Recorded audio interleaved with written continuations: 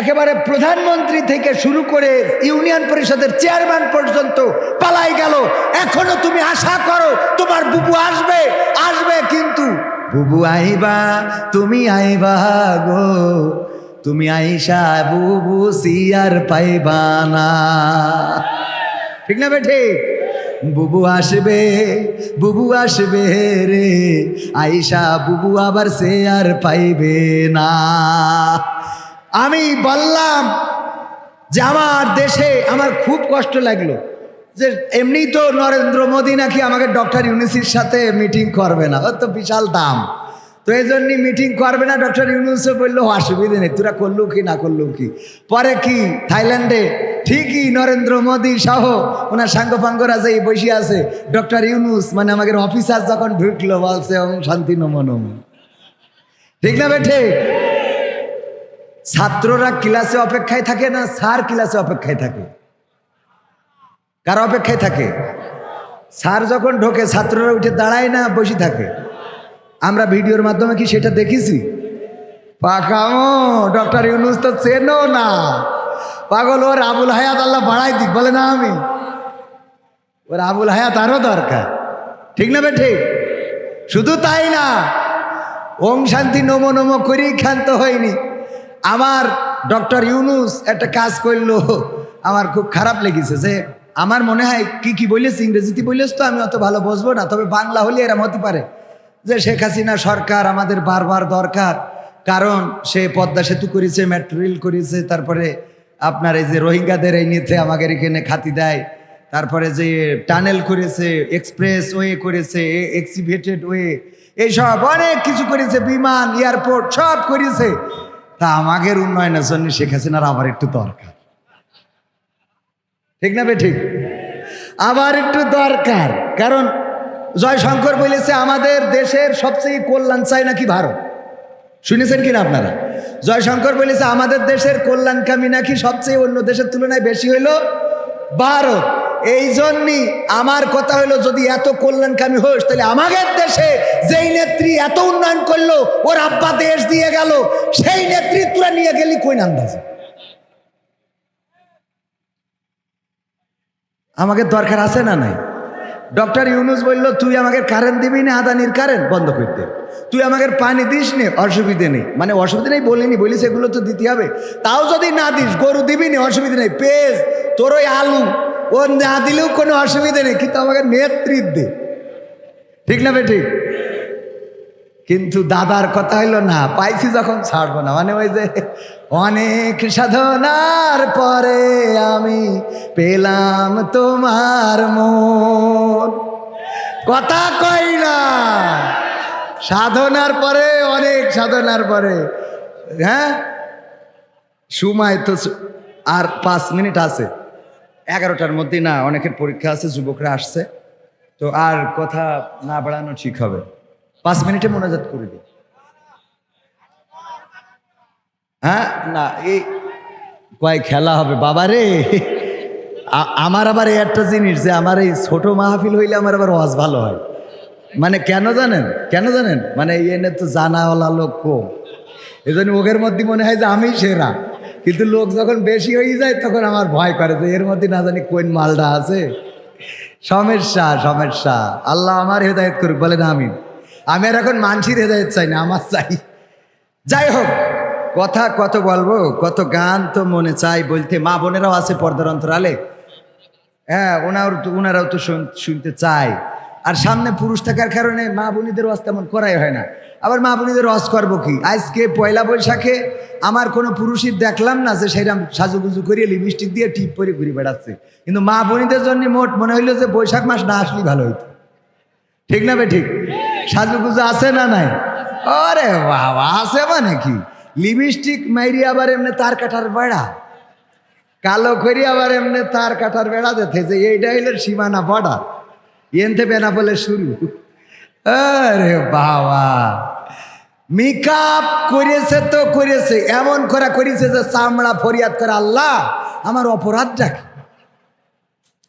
আমার তো একটা মান সম্মান আছে, আমার তুমি আল্লাহ কালো বানাইছাও তাই বলে এত ঢাকবে? কথা কয় না, ওর একটা মান সম্মান আছে না চামড়া? ঢেকিস তো ঢেকিছে, আবার এনে সুন্দর করে একটা লাল মারি থই। হ্যাঁ হ্যাঁ, দেখি আর বাবা যুবকরা দেখি মনে করে এইটা ছাড়া আর কোনো রাস্তা নাই। তারপরে এইবার বিয়ে করে এইনি বাসর রাতে ঘুমটা খুলি কয় আমার জীবনের অনেক সাধনা ছিল, আমি সেটা পেয়েছি। আর সকালে কি বলে বলবো? সকালে ওদের ঘটে এরকম, এই যে একজন বিয়ে করার পরে একটা আইফোনের 16 Pro Max বক্স নিয়ে গেছে আমাদের জিকরগাছা বিউটি পার্লারের মালিককে দেওয়ার জন্য। বলছে আমার এটা কিসের জন্য নিয়ে আসছেন? বিউটি পার্লারের মালিক বলতেছে, কয় আপনি গতকাল নার্গিস বেগম নামের একটা মেয়ে সাজিয়ে দিয়েছেন। হ্যাঁ, বলে ওটা আমার ওয়াইফ। ও আপনার ওয়াইফ? তো আপনি এটাতে এটা আপনাকে গিফট করলাম, আইফোন 16 Pro Max। তো ও তো আনন্দে বাবা, এত দামি জিনিস তো জীবনে কোথায়, প্রায় 2 লাখ টাকা দাম, খুব খুশি। পরে গিফট বক্স খুলি দেখে কি এর আইফোন 16 Pro Max, ওর মধ্যে রয়েছে নোকিয়া 1100 গাডার মারা। শুধু গাডার মারা না, আবার ওই গাডারের নিচ দিয়ে এরকম একটা সিরকুট লিখে মারি থিয়েছে যে এখন কেমন লাগে এখন। কারণ গতকাল রাত্রে তুমি যেই মালডারে সাজাই আমারে দিছিলা, ওইটা তো বাসর রাতে ঘুমটা তুলি দেখি যে পরিমণির খেলায় তো বোন। সকালে গোসলের পরে তো দেখি যে নোকিয়া 1100 বাটন দুটো খাওয়া, গাডার মারা, বাটনেও কাজ করছে না।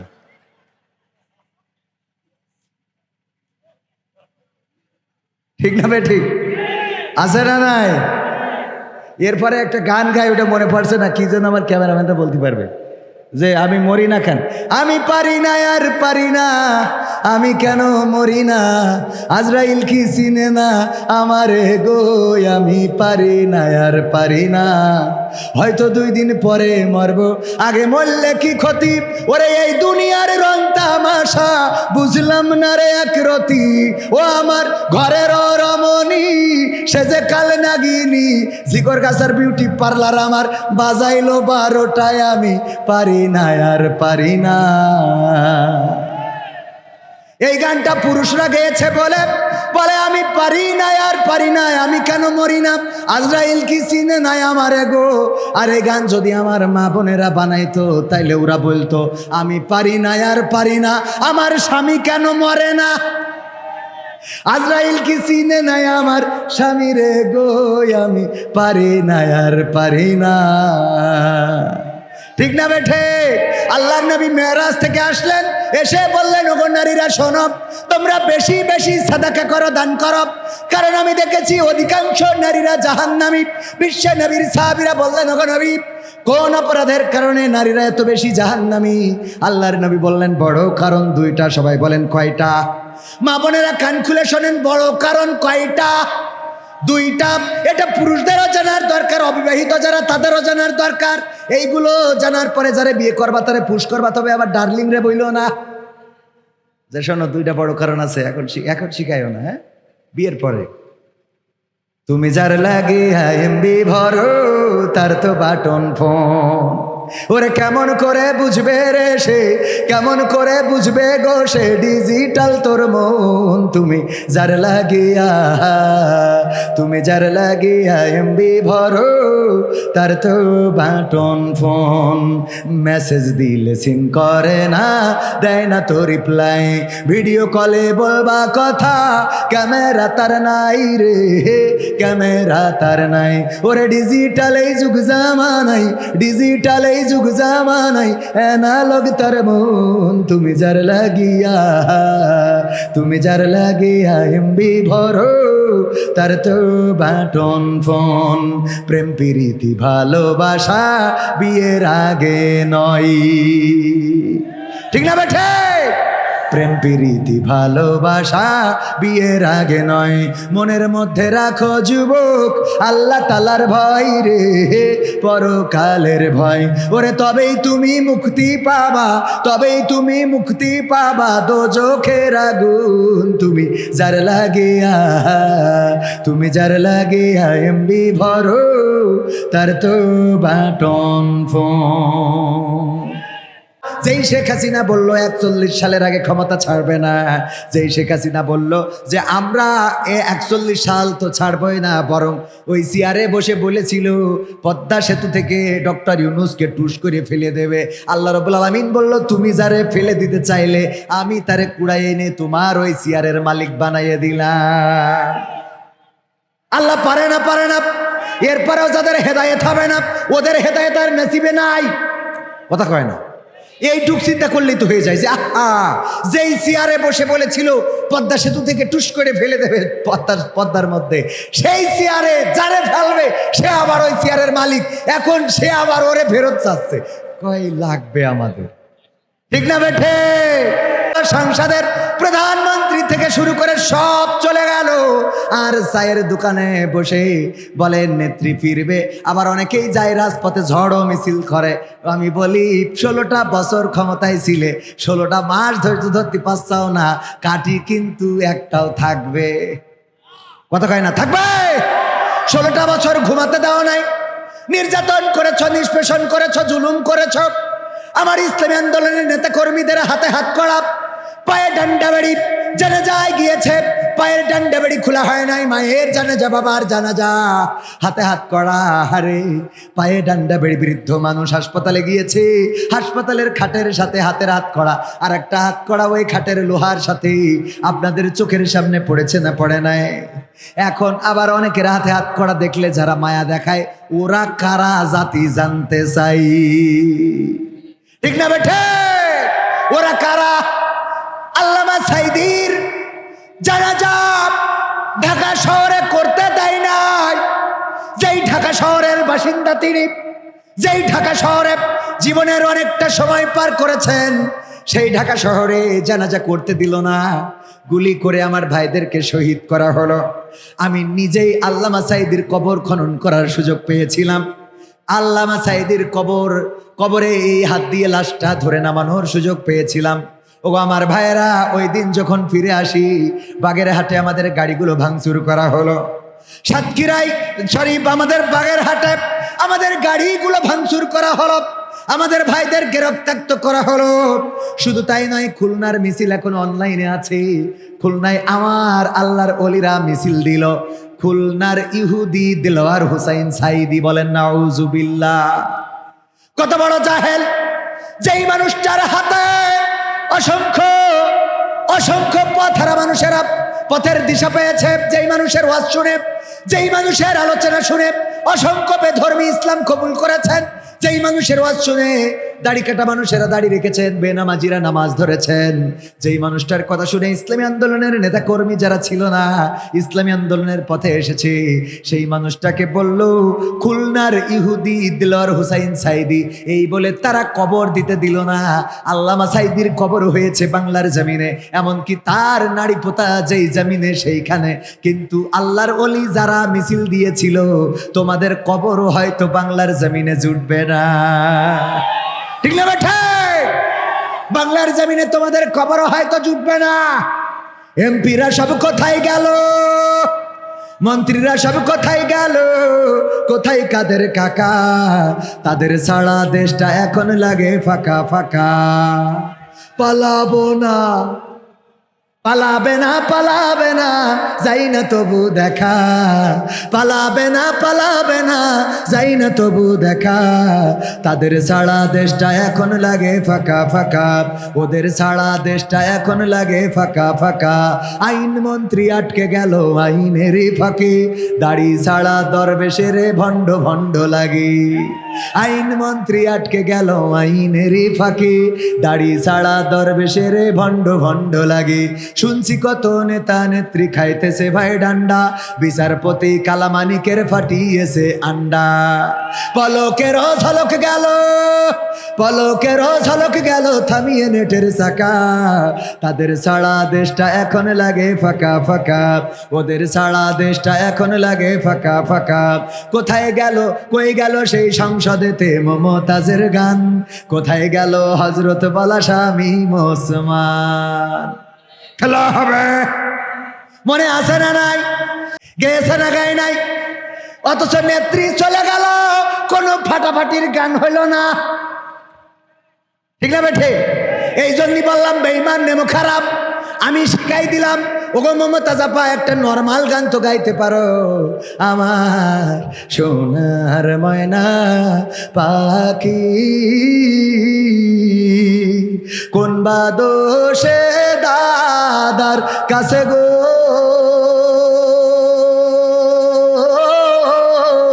আমরা দেশে কেমনে থাকি রে আমার কলজের ময়না পাখি।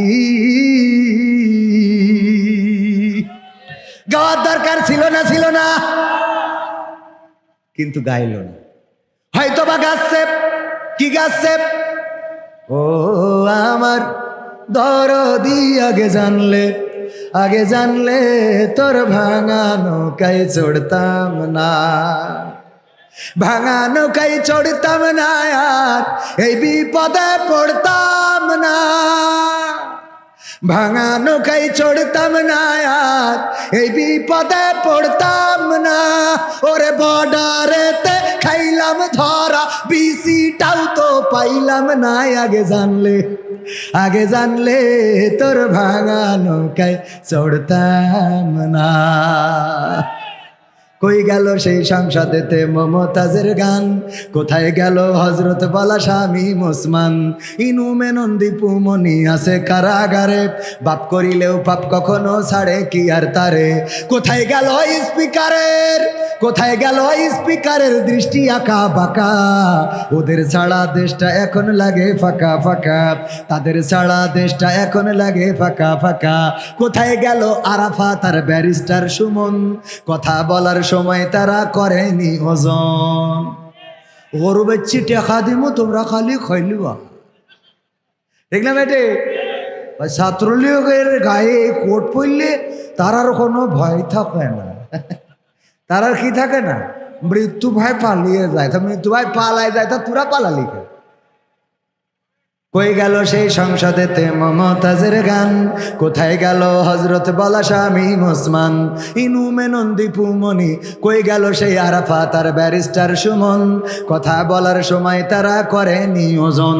মুরগি কবির খাইছে ধরা, জাফর কোথায় আছে?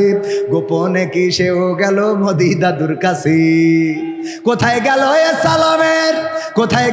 সালমের কাড়ি কাড়ি টাকা? তাদের ছাড়া দেশটা এখন লাগে ফাঁকা। লাগে না? কেন লাগে? কারণ আগে যখন আমরা বেগুনি পাইতাম না, বেগুনের দাম বেড়ে গেল। সুন্দর করে নেত্রী শিখাই দিল যে তোমরা কুমড়ো দিয়ে বেগুনি বানাও। কুমড়ো দিয়ে কি বানাও? কুমড়ানি না বানায় কি বানাইতে কইছে? বেগুনি। তারপরে আবার যখন কাঁচামরিচের সংকট দেখা দিল, পৃথিবীতে আল্লামা সাঈদীর সুন্দর একটা বয়ান রয়েছে, আপনারা জানেন। সুন্দর করে বলেছে, সকাল বেলায় পাখিগুলো বাঁশবাগানে কিচির মিচির করে ডেকে আল্লাহর প্রশংসা আদায় করে চলে যায়। বিকাল বেলা আল্লাহ রাব্বুল আলামিন তাদেরকে খাইয়ে পেট ভরিয়ে আবার ওই বাঁশবাগানে ফিরিয়ে দেয়। সুবহানাল্লাহ বলবেন না? ওই পাখির রিজিকের চিন্তা আমরা কি করি? নদীর মাছের রিজিকের চিন্তা আমরা কি করি? কুত্তার রিজিকের চিন্তা কি আমরা করি? না, করি না। যেই কুত্তা বেঁধে রাখা হয় সেই কুত্তার খাবার দিতে হয়, কিন্তু যেই কুত্তা এড়া খেয়ে বেড়ায় ওই কুত্তার খাবারের অভাব দুনিয়ায় হয়। হয়েছে? অভাব হয় না।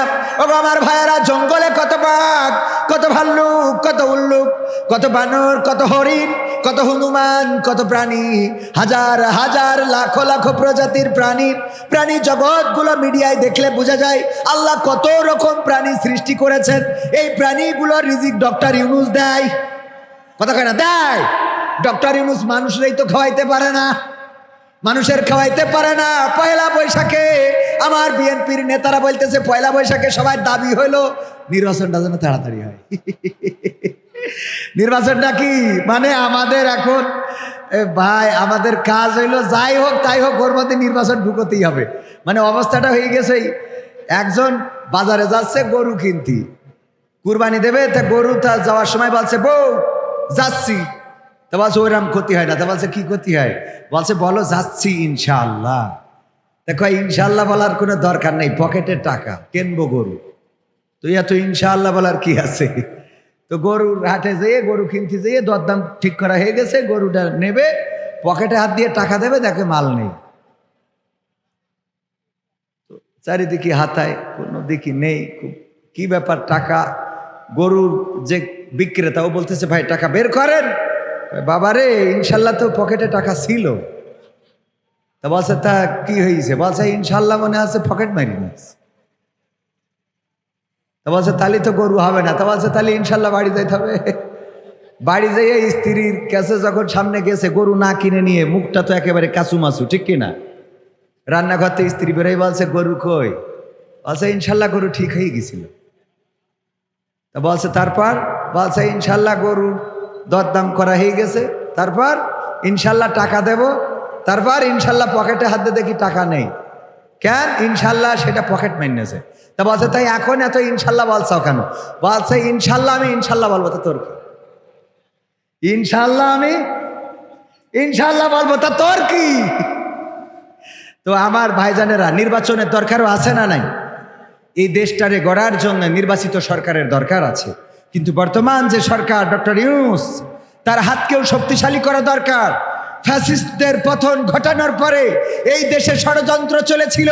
শাহবাগে এক এক নামে, কখনো রিক্সা লীগ, কখনো শ্রমিক লীগ, কখনো ইজি বাইক লীগ, কখনো ব্যাটারি লীগ, কখনো আনসার লীগ, কখনো পুলিশ লীগ, কখনো ভিডিপি লীগ, কখনো ফকির লীগ, কখনো কুত্তা লীগ। সব যে কুত্তা লীগ মানে ওই যে শাহবাগী লীগ, ঠিক না? ঠিক। গাঞ্জা খোরেরা যে এক এক সময় এক এক আন্দোলন করেছে না করে নাই? যদি ডক্টর ইউনূসের মতো রাষ্ট্রপ্রধান এখন না থাকতেন, তাইলে টেনে হিসড়ে ওখান থেকে নামানো হতো। বলেন ঠিক না? ডক্টর ইউনূস একজন আন্তর্জাতিক ব্যক্তিত্ব, এমন ব্যক্তিত্ব যে তিনি শুধুমাত্র কয়দিন আগে বলছিলাম যে ওবায়দুল কাদের থাকলে বলতো কত খারাপ জাতিসংঘের মহাসচিবকে রোহিঙ্গা বানিয়ে ছেড়েছে, ঠিক না? ঠিক। কত খারাপ যে জাতিসংঘের মহাসচিব, যার সাথে দেখা করার জন্য আমার দেশের সরকার সুযোগ পায় না অতীতে, আর বর্তমান রাষ্ট্রপ্রধান, প্রধান উপদেষ্টা, তিনি জাতিসংঘের মহাসচিবকে বাংলাদেশে নিয়ে এসে রোহিঙ্গাদের জনপদে পাঞ্জাবি পরে রোজা রাখায় ইফতার করায় ছেড়ে দিয়েছে। তুই হিন্দু হয়ে রোজা থাকতে হবে, ঠিক না? ঠিক। রোজা রাখায় ইফতার করায় তারপরে বাড়ি পাঠাই দিয়েছে, এইবার যাও, যা পারো করে বেড়া। শুধু তাই নয়, যেই চীনে সফর দিয়েছিল ফ্যাসিস্ট সরকার, 4 দিনের সফরকে শর্ট করে 3 দিন করে চলে আসতে হয়েছিল। কারণ চীনের প্রধানমন্ত্রী তাকে শিডিউল দেয় নাই, তার সাথে দেখা করার জন্য সুযোগ দেয় নাই। আর আমার দেশের বর্তমান প্রধান উপদেষ্টাকে স্পেশাল বিমান দিয়ে তাদের দেশে নিয়ে যে আপ্যায়ন শুরু করে নাই, বরং তারা আমাদের জাহাজ দিয়েছে $2.1 বিলিয়ন সহযোগিতা, বিনিয়োগ এবং আমাদের ঋণ দিয়েছে।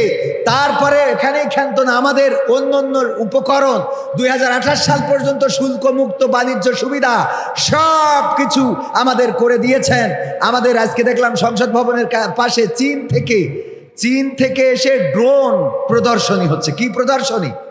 ড্রোন প্রদর্শনী, যা আমাদের দেশের মানুষ কল্পনাই করে না। কথা কয় না। আমাদের দেশের মানুষ বিজ্ঞান নিয়ে কল্পনা করে? আমাদের দেশের মানুষ কল্পনা করে চার দোকানে চিনি কেন কম হয়ে গেল। বলছে তোর টাকা দিই না, তুই চিনি আর একটু মারি গুলাই দে, ও চিনি দিয়েছে তা গুলাইনি কেন, এরিও গোলমাল। এই গবেষণা চলে এইটা যে ওর দোকানে চিনি কম, এর দোকানে চিনি বেশি। এই ছাড়া আমাদের আর কিছু আছে বলেন? নাই, আমরা আর কিছু করি না ভাইয়েরা আমার। তো এই জন্য ডক্টর ইউনূসের সরকার বাংলাদেশে কিছুদিন দরকার আছে না নাই? কিছু সংস্কার দরকার, কিছু উন্নয়ন দরকার। এই দেশে আলেম ওলামারা, আপনারা দেখেছেন গত 12 তারিখে ডক্টর মিজানুর রহমান আজহারি, শায়েখ আহমদুল্লাহ, মুহতারাম জামাতের সেক্রেটারি জেনারেল মিয়া গোলাম পরোয়ার সহ সব এক কাতারে এসেছে। ওলামায়ে কেরামদের ডাকে বাইতুল মুকাররমের খতিব সহ দল মত নির্বিশেষে, কে চরমনাই, কে জামাত, কে আটরশি, কে ফুরফুরা, সব কিছু বলে যে একসাথে কাঁধে কাঁধ মিলিয়ে ওই ইসরায়েলের বিরুদ্ধে সোচ্চার কণ্ঠে প্রতিবাদ জানিয়েছে, যেটা আন্তর্জাতিক মিডিয়া শুধু নয়, ইসরায়েলের মিডিয়ায় পর্যন্ত স্থান করে নিয়েছে। বলেন ঠিক কিনা? এই ঐক্যবদ্ধ কি হতে দিত? শাপলা চত্বরে আমার হেফাজতের সাদা পাঞ্জাবিওয়ালাদের পাঞ্জাবিটা রক্তে রঞ্জিত করা হয়েছে, আমার ছাত্রদেরকে শহীদ করা হয়েছে, ওই শাপলা চত্বর রক্তে রঞ্জিত করা হয়েছে। শুধু তাই নয়, ইসলামী আন্দোলনের নেতা কর্মীদের রাজপথে তো নামতে দেয়াই হয় নাই, তাদেরকে ফাঁসির কাস্টে ঝুলিয়ে বিদায় করে দেওয়া হয়েছে। বাংলাদেশ জামাত ইসলামীকে নেতৃত্ব শূন্য করার জন্য সমস্ত নেতা কর্মীদেরকে পঙ্গু করে দেওয়া হয়েছে। আল্লামা সাঈদীর মতো এমন একজন মানুষকে 50 বছর যিনি কোরআনের খেদমত করেছেন, তাকে সর্বশেষ ইনজেকশন পুশ করে শহীদ করেছে। তারপরেও বাংলাদেশ থেকে ইসলাম মিটে যায় নাই। বলেন ঠিক কিনা? সম্মানিত ভাইয়েরা, সম্মানিত ভাইয়েরা, ইসলাম নিভে যাওয়ার জন্য আসে নাই, ইসলাম নিভিয়ে দিতে পারবে না। কারণ আল্লাহ রাব্বুল আলামিন বলেছেন, ইউরিদুনা লিইউতফিউ নূরাল্লাহ বিআফওয়াহিহিম আল্লাহু মুতিম্মু নূরিহি ওয়ালাউ কারিহাল কাফিরুন। আল্লাহ বলেছে ওরা চায় মুখের ফুৎকার দিয়ে দ্বীনের আলোকে নির্বাপিত করে দেবে, কিন্তু আমি আল্লাহ চাই ইসলামের আলোকে প্রজ্বলিত করে রাখবো, যতই তাদের কলিজার মধ্যে জ্বালা পোড়া হোক না কেন। বলেন সুবহানাল্লাহ। সংবিধানে রাষ্ট্র ধর্ম ইসলাম আছে বলে তোমার কেন জ্বলে রে বন্ধু, তোমার কেন জ্বলি? শয়তানে জ্বালে কি আগুন তোমারই বগলে, তোমার কেন জ্বলে রে বন্ধু, তোমার কেন জ্বলি? ইসলাম হলো শান্তির ধর্ম, আছে সুবিচার, অন্য ধর্মের প্রতি কভু করে না অবিচার। মিলেমিশে থাকার কথা, মিলেমিশে থাকার কথা দিয়েছেন নবী বলে, তোমার কেন জ্বলে রে টাকলা, তোমার কেন জ্বলি? আছে নিষেধ ধর্ম নিয়ে করা বাড়াবাড়ি, না জানিলে কিতাব খুলে দেখো তাড়াতাড়ি। যার ধর্ম সে করবে পালন, যার ধর্ম সে করবে পালন, কোরআনেতে বলে তোমার কেন জ্বলে রে মশালা, তোমার কেন জ্বলি? আগে জ্বলতো না, জ্বলতো না। ইসলাম রাষ্ট্র ধর্ম রাখা হবে না, আর আল্লাহ বলল তোদেরকেই রাষ্ট্রে রাখা হবে না। ঠিক না বেঠে? মতিউর রহমান নিজামী রাহিমাহুল্লাহ নাম শুনেছেন কিনা? কে ছিলেন? বাংলাদেশ জামাত ইসলামীর মুহতারাম সাবেক আমির মতিউর রহমান নিজামী হাফিজাহুল রাফি রাহিমাহুল্লাহ বললেন, ও আমার সন্তানেরা, আমি ফাঁসির কাস্টে যে ঝুলবো, আমি কি পরে যাব? লুঙ্গি পরে যাব নাকি পায়জামা পরে যাব? আমার কবর দেওয়ার জন্যে পাবনা সাথিয়াতে যাবে কে? তোমাদের মাকে সাথে নিও না, অনেক দূরের রাস্তা, জার্নিতে ক্লান্ত হবে, অসুস্থ হয়ে পড়বে, সুতরাং তোমাদের মাকে সাথে নিও না। কবর খনন করার জন্য কারা যাবে? আমার দাফন কাফনের জন্য ঢাকা থেকে কারা যাবে? এমন ভাবে সুন্দর করে নিশ্চিন্ত মনে এমন কথা বলতে পারে, তারা আর কেউ নাই, তারা আর কেউ নয় যারা আল্লাহর কাছে নিজেদেরকে নিবেদন করে দেয়, যারা বলে ইন্না সলাতি ওয়া নুসুকি ওয়া মাহইয়ায়া ওয়া মামাতি লিল্লাহি রাব্বিল আলামিন। যারা বলে আল্লাহ, আমার সালাত, আমার কুরবানি, আমার জীবন, আমার মরণ সব আল্লাহর রাস্তায়, তোমার রাস্তায় বিশ্ব প্রতিপালক, তুমি তোমার কাছে আত্মসমর্পণ করে দিলাম, তোমার জন্য নিবেদন করে দিলাম। তারা যদি জেলে যায় তাও তাদের দমাতে পারে না, তারা যদি ফাঁসিতে চলে তাও তাদের কান্না ঝরে না, তারা যদি নির্যাতনের মধ্যে পড়ে তাও আত্মসমর্পণ করে না, তারা যদি জীবন প্রাণঘাতীর সম্মুখীন হয় তাও বাতিলের কাছে প্রাণ ভিক্ষা চায়, চেয়েছে। বরং তাদের চিন্তাটা চিন্তামুক্ত থাকার অন্যতম কারণ হলো আমার সাইফুল্লাহ বিন কুরবান ভাই, উনি তো থাকেন কোথায়? যশোরে। গরু পুষার তেমন তো রাস্তা নাই, কিন্তু আমার সাইফুল ভাই থাকেন গ্রামে। মাঝে মাঝে ধান কাটেন, পাট ধন, জামাতের ইউনিয়ন আমির। মাঝে মাঝে ধান কাটেন, তারপরে পাট ধৌত করেন, নিজের কাজ নিজে করেন, অনেক কষ্ট করেন। দিনের জন্য যখন মাঠে যায় তখন কৃষক, যখন পাট ধোয় তখন একজন পাট ধৌতকারী, আবার যখন ইসলামী আন্দোলনের নেতৃত্ব দেয় তখন নেতা। আজকে ফিলিস্তিনের মিছিলে স্লোগান দিয়েছে, তখন উনি একজন স্লোগানদাতা। এমনিভাবে ইসলামী আন্দোলনের নেতা কর্মীরা যেখানেই যাবে সেখানেই সব জায়গায় পারফরমেন্স ভালো করবে, এটাই তো ঠিক, বলেন ঠিক না বেঠিক? আর পারফরমেন্স ভালো না খারাপ ইসলামী আন্দোলনের নেতা কর্মীদের? দুইটা মন্ত্রণালয় দিয়েছিল, সেই দুইটা মন্ত্রণালয় আলহামদুলিল্লাহ কোনো দুর্নীতি কি পাওয়া গেছে? আমার সফরসঙ্গীদের মধ্যে দুইজনের নাম তো বারবার বলি, কিন্তু আরো দুইজন আছেন। আমার মোহাম্মদ ভাই ছোটবেলার আমার ক্লাসমেট, আজকে এসেছে, বলল তোমার সাথে যে আসা হবে এটা তো কল্পনাও করি নাই। তো আসছে, কিন্তু দুঃখজনক স্বাস্থ্য এত বেশি যে উঠার পরে আমার টায়ার বাস্ট, গাড়ি পাংচার হয়েছে। তো উনার একার দোষ না, কারণ আরো 4 জন ছিল। আমার ভাই একটু স্বাস্থ্য বেশি। আর আমার বিএনপির নেতা গঙ্গানন্দ করি ইউনিয়ন, আমার লাকি ভাই, উনি বিএনপি হইলেও আমাদের প্রতি অত্যন্ত পজিটিভ, অত্যন্ত মানে বলা যায় যে বিএনপি জামাত ইসলাম। আলহামদুলিল্লাহ, উনিও খুবই মানে ইসলামের জন্য 5 ওয়াক্ত নামাজি এবং ইসলামের জন্য, কোরআন হাদিসের জন্য, মাদ্রাসার জন্য, মসজিদের জন্য নিবেদিত প্রাণ। এই যে আমার পাশে একটু হাত উঁচু করলে দেখতে পাবে, বিএনপি করেন কিন্তু ইসলামের সাথে, ইসলামী আন্দোলনের সাথে, ইসলামী আন্দোলনের কর্মীদের সাথে সর্বাত্মক সহযোগিতা ওনার আছে। আল্লাহ রাব্বুল আলামিন আমাদের এই ভাইদেরকে হায়াতে তাইয়্যিবা নসিব করে দিন, বলেন আমিন। তো আমার সাইফুল ভাই গরু পালন করে, এই গরু একটা খাইতে দেওয়ার জন্য মাঠে ছেড়ে দিয়ে এসেছে, কিন্তু আমার সাথে সফরে আসার কারণে বাড়ি ফিরতে দেরি হয়ে যাবে, 11টার পরে বাড়ি ফিরবে। গরু মাঠে খাইতে যে ওই গরু যেখানে খাইতে দিছিল পাশে ছিল একটা বন, জঙ্গল থেকে একটা বাঘ বের হয়েছে। বাঘ বের হওয়ার পরে গরুরে দিয়েছে দৌড়ানি। গরুরে ধরার জন্য যখন বাঘ দৌড়ানি দিয়েছে, গরু দৌড়ায়, বাঘও দৌড়ায়, গরুর সাথে বাঘের সাথে কি গরু দৌড়ায় পারবে? পারলো না, পারবে না। এই চিন্তা করে গরু চিন্তা করলো এখন মেধা খাটাইতে হবে, যেহেতু দৌড়াইয়ে পারা যাবে না, কি করা যায়? পাশে ছিল একটা কাদাওয়ালা জমিন, কাদাওয়ালা জমিনে দিয়েছে লাফ। 4টা হাত পা ওই কাদার মধ্যে ডেবে গেছে। বাঘও ধরার জন্য ওই গরু যখন লাফ দিয়েছে, বাঘও লাফ দিয়েছে। বাঘের দৌড়ের গতি ছিল বেশি, এই জন্যে গরুরে রেখে 3 হাত সামনে যেয়ে পড়েছে, কারণ দৌড়ের গতি তো বেশি। তো ও 3 হাত সামনে, ওরও 4 হাত পা কাদার মধ্যে কি ডেবে গেছে। যাওয়ার পরে গরু কোনো টেনশন ছাড়া পার পরে পা তুলে দিয়ে আমার মোহাম্মদ ভাইয়ের মতো পান খাচ্ছে। পান তো না, মানে জাবর কাটায় না আর কি। আর বাঘ চিন্তা করছে আমি কি করি বের হব, কাদার মধ্যে থেকে ছুটাছুটি, মানে নিজের হাত পা খুব টানাটানি করতেছে, কোনো লাইন হয় না। গরুর দিকে খালি তাকায় আর দেখে শালা জাবর কাটে। কয় শালা তুই তো মানুষই না।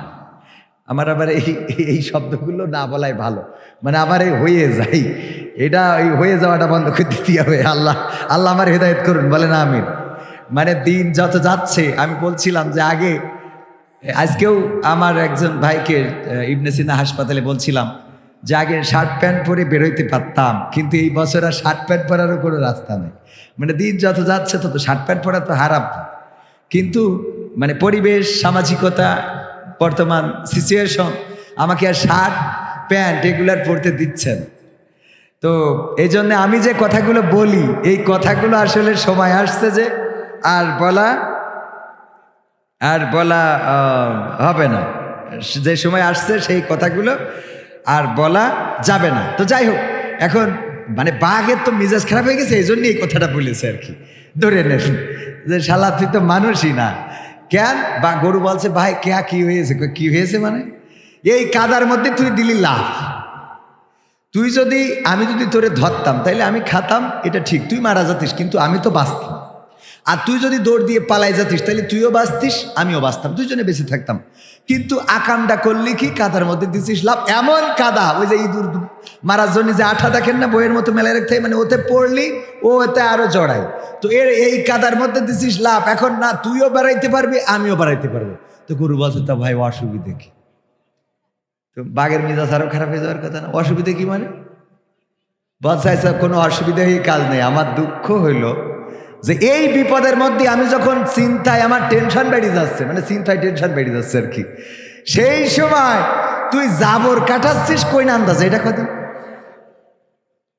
গরু বলছে বাঘ, ও গো বাঘ ভাই, তোমারে যদি আমি ওয়াজ করে শুনাই তাহলে বুঝতে পারবা কি ওয়াজ। ও গো বাঘ, তুমি থাকো বনে আর আমি থাকি কোথায়? আমি থাকি লোকালয়ে, আমি থাকি মানুষের মধ্যে, সমাজের মধ্যে। আমি একজন মানুষের গোলাম, আমি একজন মানুষের কাছে আমার মাথাটা নত করেছি। আমি সাইফুল ইসলামকে বলেছি ইন্না সলাতি ওয়া নুসুকি ওয়া মাহইয়ায়া ওয়া মামাতি লিল্লাহি রাব্বিল আলামিন। আমি আমার মালিক সাইফুলকে বলেছি, ওগো সাইফুল ইসলাম, আমি আমার নাঙল টানা, আমি আমার গাড়ি টানা, আমি আমার জোয়াল টানা, আমি আমার বাসুই দিয়া, আমি আমার দুধ দিয়া, আমি আমার বাসুর দিয়া সব তোমার জন্য কুরবানি করে দিলাম। আয়াতের অর্থ বুঝেছেন তো? গরু কি বলিছে? আমার নাঙল টানা, আমার জোয়াল টানা, আমার গাড়ি টানা। তুমি যদি বলো ডাইনে তাহলে আমি ডাইনে যাব, তুমি যদি বলো বামে আমি বামে যাব। এমনকি আমার সাইফুল, আমার মালিক, উনি যদি আমার জবাই দেওয়ার জন্য নিয়ে যেয়ে খুঁটির সাথে বেঁধে রাখে, একটা গরুরে যেখানে কুপাবে ওই জায়গায় আমার বাইতে রাখলো, আমি বসে জাবর কাটাবো। কথা কয় না? ওখানে বসেও গরু জাবর কাটাই কিনা? কারণ ওর সন্তুষ্ট মানে মালিকের সন্তুষ্ট, মালিক সন্তুষ্ট মানে ও সন্তুষ্ট, ঠিক না বেঠিক? গরু নিবেদিত প্রাণ মালিকের কাছে সঁপে দিয়েছে, আত্মসমর্পণ করেছে, বলেছে ইন্না সলাতি ওয়া নুসুকি ওয়া মাহইয়ায়া ওয়া মামাতি লিল্লাহি রাব্বিল আলামিন। গরু বলিস আমার নাঙল টানা, জল টানা, গাড়ি টানা, এমনকি আমার যেদিন জবাই করি ভাগাই দিবা সব তোমার জন্য। এই জন্য গরুর টেনশন নেই। কেন টেনশন নেই? বলছে গো বাঘ ভাই, এই জন্যে আমার মালিক সাইফুল ইসলাম উনি মাহফিলে গিয়েছে কবির বিন সামাদের সাথে। রাত্রে বাড়িতে এসে গোয়াল ঘরে টস মেরে যখন দেখবে আমি নাই, তখন কি করবেন? উনি চলে যাবেন, আসবেন আমার খুঁজার জন্য মাঠের মধ্যে লাইট মেরে, যখন 5 ব্যাটারির লাইট মেরে খুঁজবে, খুঁজতে খুঁজতে কাদার মধ্যে আমারেও দেখবে, তোমারেও দেখবে। দেখার পরে উনি ইউনিয়ন আমির, উনার সাথে বিএনপিরও সখ্যতা আছে, লাকি ভাইয়ের নেতৃত্বে আর উনার নেতৃত্বে মাহবুবুর রহমান সহ সব গড়ে এসে আমারে তুলে নিয়ে যাবে আর তোমার এইখানে পিটাইয়ে কবর দিয়ে তারপরে বাড়ি যাবে। এইবার বলো আমি জাবর কাটাবো না তুমি কাটাবা? ঠিক না বেঠে? আমি জাবর কাটাবো এই জন্যই কারণ আমি একজনের কাছে আমাকে সমর্পণ করে দিয়েছি, আমি আত্মসমর্পণ করেছি। যেমন আত্মসমর্পণ করেছিল ইব্রাহিম আলাইহিস সালাম, বলেছিল ইন্নী ওয়াজ্জাহতু ওয়াজহিয়া লিল্লাযী ফাতারাস সামাওয়াতি ওয়াল আরদ হানিফা ওয়া মা আনা মিনাল মুশরিকিন। ওগো আল্লাহ, আমি সমস্ত দিক থেকে আমার মুখটা তোমার দিকে ঘুরাই দিয়ে ঘোষণা করে দিলাম আমি কোনো মুশরিকদের সাথে নেই। ইব্রাহিম আলাইহিস সালাম আত্মসমর্পণ করেছিলেন। এমন আত্মসমর্পণকারী হওয়ার দরকার আছে না নাই? আপনারা রাজি আছেন ইনশাআল্লাহ? আমি আলোচনা করতে চাই সূরা তাহার 55 নম্বর আয়াতে কারিমা তেলাওয়াত করেছি। সূরাটা মাক্কি সূরা, নাজিল হয়েছিল এমন সময় যেই সময় আল্লাহর নবী দ্বীনের দাওয়াত দিতে পারতেন না বলে ফরিয়াদ করেছিলেন, ওগো রব, তুমি যদি ইসলামের মধ্যে আবু জাহেল, আবু লাহাব, উতবা, সাইবা, মুগিরা অথবা তুমি যদি ওমরের মতো একজন ব্যক্তিকে ইসলামের জন্য কবুল করে নিতে, তাইলে তোমার ইসলামের ভাবমর্যাদা বেড়ে যেত। এই দোয়া যেই সময় আল্লাহর নবী করেছিলেন সেই সময় এই সূরাটা নাজিল হয়েছিল। সূরার নাম কি? সূরা তাহা। সূরার নাম কি? সূরা তাহা। এই সূরার 55 নম্বর আয়াত আমরা তেলাওয়াত করি, সবাই পড়েন। মিনহা খালাকনাকুম ওয়া ফিহা নুঈদুকুম ওয়া মিনহা নুখরিজুকুম তারাতান নুখরা। কোথায় পড়ি আমরা বলেন? আমরা যে কবরস্থানে পড়ি কোন কারণে পড়ি? কিসের কারণে? ওই কবরস্থানের ওই মানুষটার এই আয়াতটা ওখানে পড়তে হবে কেন? আমি এটা খোঁজার জন্য, আমার এক খালু মারা যাওয়ার পরে হঠাৎ চিন্তা হলো আমি একটু তাইলে খুঁজে দেখি যে এই আয়াতটা আসলে ওখানে কেন পড়া লাগবে। তো খুঁজে খুঁজে যা পাইছি আপনাদের বলতে চাই, শুনতে রাজি আছেন? শুনবেন ইনশাআল্লাহ? কারা কারা রাজি? দুটি হাত দেখতে চাই। লিল্লাহি তাকবীর। আল কোরআনের আলো, আল হাদিসের আলো, আমার নেতা তোমার নেতা, নারায়ে তাকবীর। সত্যি কি শুনতে চান? শুনতে চান? হাত টান টান করেন তো দেখি। হ্যাঁ করেছেন? ঝড় উঠে গেছে, ঝড় উঠে গেছে, এখনই শেষ করে দেব। আমি তো সঙ্গীত শোনাবো কয়েকটা, আমার যুবকের আয়োজন করেছে পহেলা বৈশাখ, একটু আরো টানটেনে করেন। আবার আমরা কি বলেছি, না সলাতি অনুসুকি ওয়া মাহইয়ায়া ওয়া মামাতি লিল্লাহি রাব্বিল আলামিন, ঠিক কি না? আমাদের নামাজ নেন,